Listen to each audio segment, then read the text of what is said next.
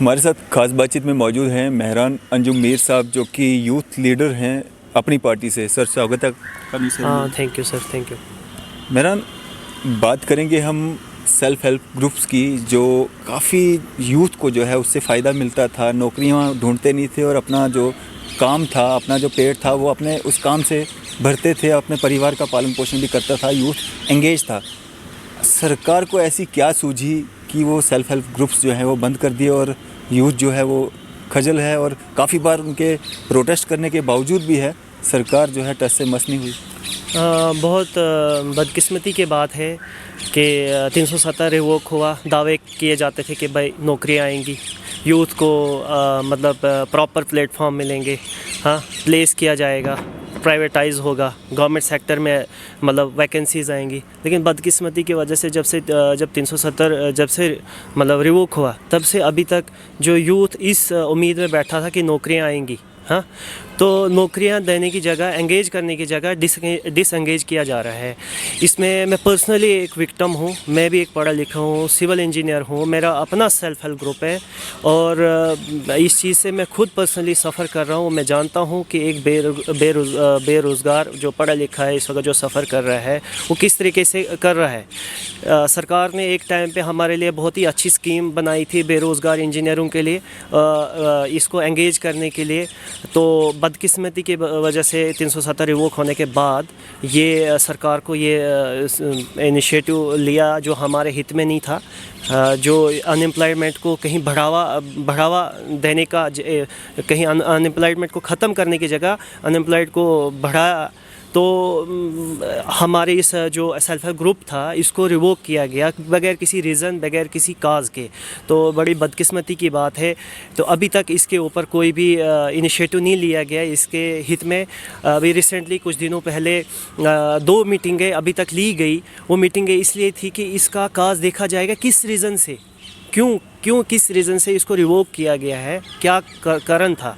और ये प्रॉपर हर एक डिपार्टमेंट से जिसमें हम टेंडर डालते थे, जो भी PWD, R&B, flood control, irrigation, health, जितने भी सेक्टर्स थे, ऑलमोस्ट 24 सेक्टर्स थे, उनसे एक रिक्वेस्ट की थी कि भाई हमें आप बताओ कि जो सेल्फ हेल्प ग्रुप वाले हैं ये प्रॉपर तरीके से काम कर रहे हैं कि नहीं कर रहे हैं। इनके प्रॉपर जो आज तक इनने आप लोगों ने टेंडर निकाले, जो इनने काम किए, वो कैसे रहे, क्या नहीं। सब डिपार्टमेंट की तरफ से हमारा पॉजिटिव रिस्पांस हायर अथॉरिटी को आया है। अभी तक 2 कमेटीज़ भी बैठक भी हुई है, उसमें भी पॉजिटिव रिस्पांस आया डिपार्टमेंट की तरफ से भी, हमारी तरफ से भी। तो लेकिन बदकिस्मती की बात है, अभी तक इस पे कोई भी बेहतर कोई इनिशिएटिव नहीं लिया गया, कोई अभी आउटपुट नहीं दिया गया है। मेहरान, इसमें काम किस तरह का रहता था? क्या उससे अपना जो घर परिवार सब पल जाता था, या कुछ उसमें भी दिक्कतें आती थी? और इसके अलावा कोई दूसरा रास्ता नहीं है कि आप सेल्फ हेल्प ग्रुप से अलग से हट के कुछ टेंडर वगैरह डालने की कोई कोशिश हो सके या किया जा सके? ऐसा कुछ हो सकता है? देखो सर, स्ट्रगल तो हर एक काम में है। कुछ ना करने से करना बेहतर था। सेल्फ हेल्प ग्रुप मेरे जैसे बेरोज़गार इंजीनियरों के लिए एक अच्छा एक टाइम पास ही समझ लो, आप बोलेंगे, एक अच्छा एक सोर्स था। ज़िंदगी के जो चंद ज़रूरियात हैं वो पूरा हो सकती थी और होती भी थी। हज़ारों तादाद में एक जो बेरोज़गार इंजीनियर है वो इसमें एंगेज है,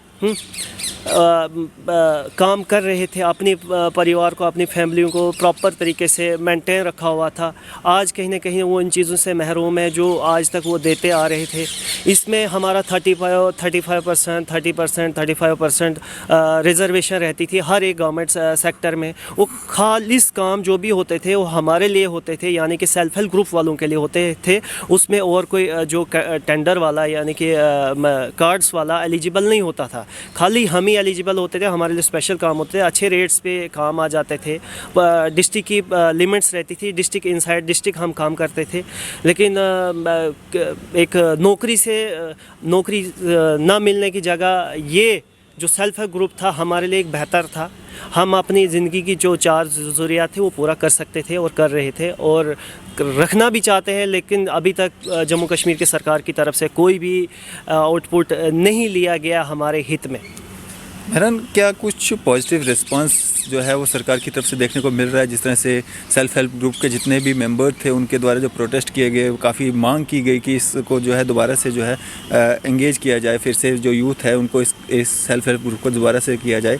तो क्या कुछ लगता है आपको कि दोबारा से कुछ रिस्पांस आएगा, पॉजिटिव रिस्पांस? देखो, होप सो इसको काफ़ी मतलब जो हमारे सेल्फ हेल्प ग्रुप एसोसिएशन के जो लीडरान हैं, जो मेंबर्स हैं, उन्होंने भी सरकार को काफ़ी देर से अलग अलग प्लेटफॉर्म से अलग अलग तरीक़ों से मतलब प्रोटेस्ट किया, एजिटेट किया, सरकार के सामने गुहार लगाई, अपनी एक रिक्वेस्ट की।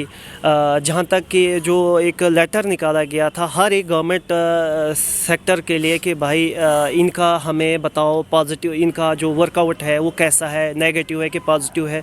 लेकिन जितने भी डिपार्टमेंट्स थे, जितने भी सेक्टर्स थे, उन्होंने पॉजिटिव रिस्पांस हमारे काम के मुताबिक, हमारे काम के आधार पे एक पॉजिटिव रिस्पांस दिया सरकार को। और मुझे उम्मीद तो लगती है कि भाई जिस हिसाब से पॉजिटिव रिस्पांस दिया है कि वो हमारे हित में स्टैंड लिया जाएगा।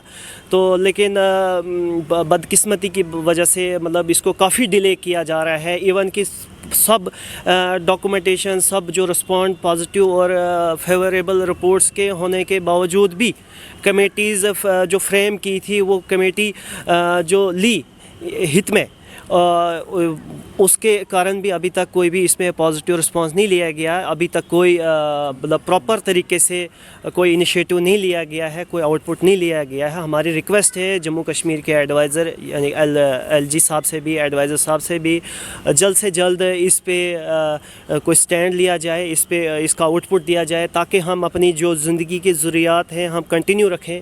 हमारे जो एफ़र्ट्स हैं जो काफ़ी देर से हम लगाते आ रहे थे उसको प्रॉपर तरीके से यूटिलाइज़ करें। हाँ, हमें एंगेज करने की जगह सरकार ने तो डिसएंगेज किया।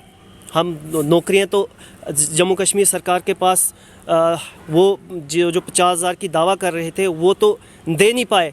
एटलीस्ट जो हमारे पास कंटिन्यू एक समय से रोजगार था, खुद का रोज़गार था, उसको कंटिन्यू रखने के लिए हमें हाथ जोड़ रिक्वेस्ट है जम्मू कश्मीर की सरकार से, इसको कंटिन्यू किया जाए ताकि हम अपनी ज़िंदगी की ज़रूरियातें पूरा रखें। मेहरान, अब मैं आपसे जानना चाहूँगा, आप यूथ लीडर हैं अपनी पार्टी से। SRO 24 के तहत जो हेल्थ डिपार्टमेंट में जो लोग लगाए गए थे, पहले से ही हेल्थ डिपार्टमेंट में जो है मैन फोर्स की बहुत कमी है।